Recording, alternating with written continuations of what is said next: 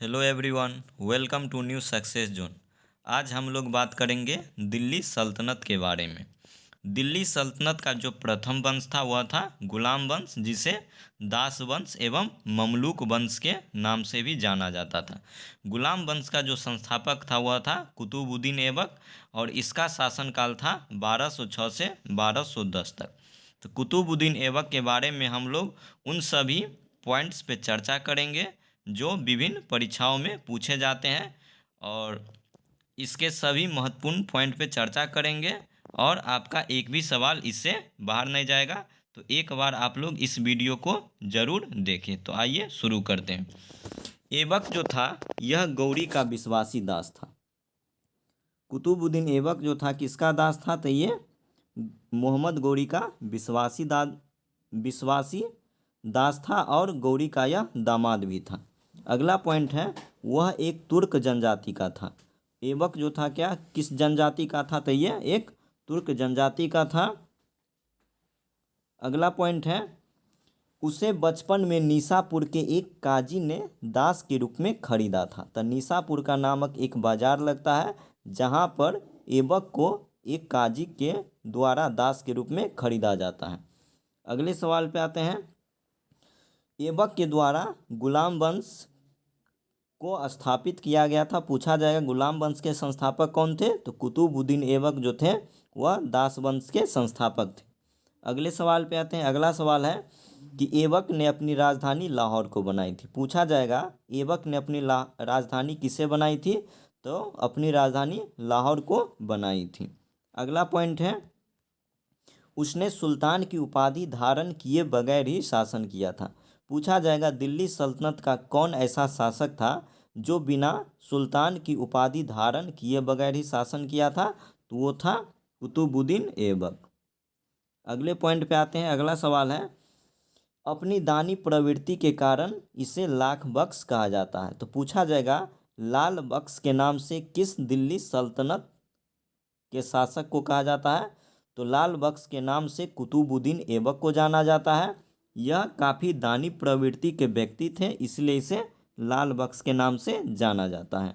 अगले सवाल पे आते हैं, ऐबक के द्वारा दो मस्जिद का निर्माण करवाया गया था, एक दिल्ली में तो दूसरा अजमेर में। दिल्ली में जिस मस्जिद का निर्माण करवाया था उसका नाम था कुब्बत उल इस्लाम, जबकि अजमेर में जिस मस्जिद को बनवाया था उसका नाम था 2.5 दिन का झोपड़ा। तो ये दोनों मस्जिद का आप लोग को नाम याद रखना है, कुब्बत उल इस्लाम और 2.5 दिन का झोपड़ा। ये दोनों मस्जिद थे। पूछा जाता है ये दोनों क्या थे, मंदिर थे कि मस्जिद थे? तो ये दोनों मस्जिद थे, और ये दोनों बनवाया गया था ऐबक के द्वारा। अगले सवाल पे आते हैं, दिल्ली में कुतुब मीनार की नींव रखी गई थी। तो पूछा जाएगा कि किस दिल्ली सल्तनत के शासक ने कुतुब मीनार की नींव रखी थी? तो ऐबक के द्वारा दिल्ली में कुतुब मीनार की नींव रखी गई थी। अगले सवाल पे आते हैं। अगला सवाल है, 1210 में चौगान या पोलो खेलते समय घोड़े से गिरकर मृत्यु हो गई थी। ऐबक दिल्ली सल्तनत का ऐसा शासक था जो चौगान या पोलो खेल रहे थे, और वो अचानक वह घोड़े से गिर जाते हैं और उसकी मृत्यु हो जाती है।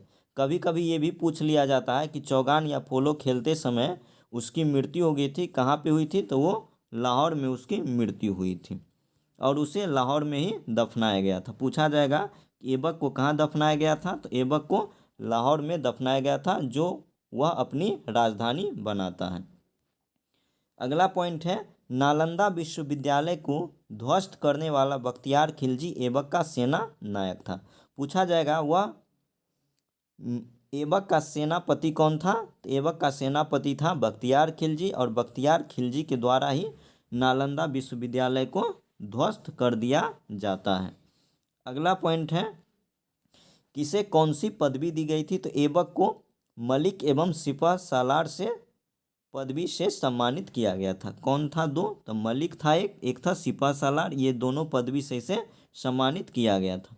अगले पॉइंट पे आते हैं, ऐबक को कुरान खान के नाम से भी जाना जाता है। पूछा जाएगा किस शासक को कुरान खान के नाम से जाना जाता है?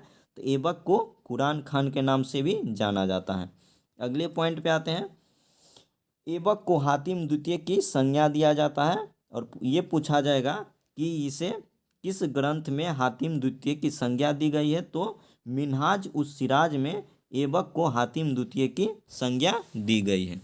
तो इस तरीके से दोस्तों आप लोगों का ऐबक से संबंधित जितने प्रश्न पूछे जाते हैं उन सभी पर हम लोग डिस्कशन कर चुके हैं, और इनसे जितने सवाल बनते हैं,